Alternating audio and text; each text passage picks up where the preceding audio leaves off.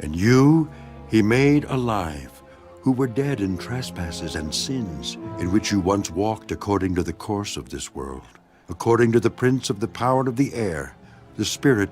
who now works in the sons of disobedience, among whom also we all once conducted ourselves in the lusts of our flesh, fulfilling the desires of the flesh and of the mind, and were by nature children of wrath, just as the others. But God, who is rich in mercy, because of his great love with which he loved us, even when we were dead in trespasses, made us alive together with Christ. By grace you have been saved, and raised us up together, and made us sit together in the heavenly places in Christ Jesus, that in the ages to come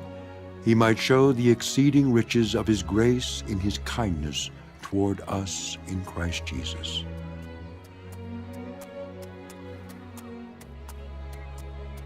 For by grace you have been saved through faith,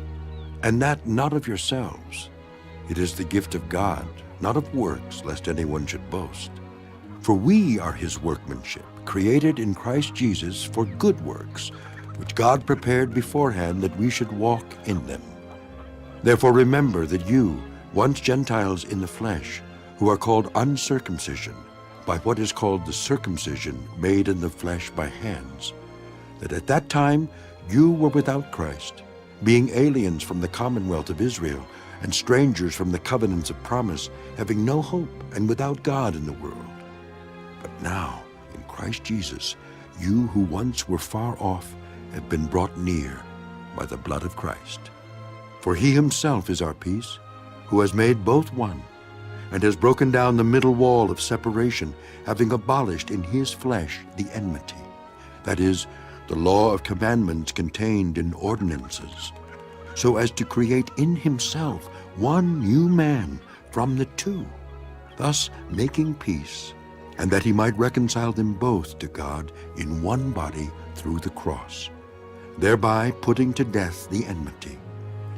And he came and preached peace to you who were afar off and to those who were near. For through him we both have access by one Spirit to the Father. Now, therefore, you are no longer strangers and foreigners, but fellow citizens with the saints and members of the household of God, having been built on the foundation of the apostles and prophets, Jesus Christ himself being the chief cornerstone,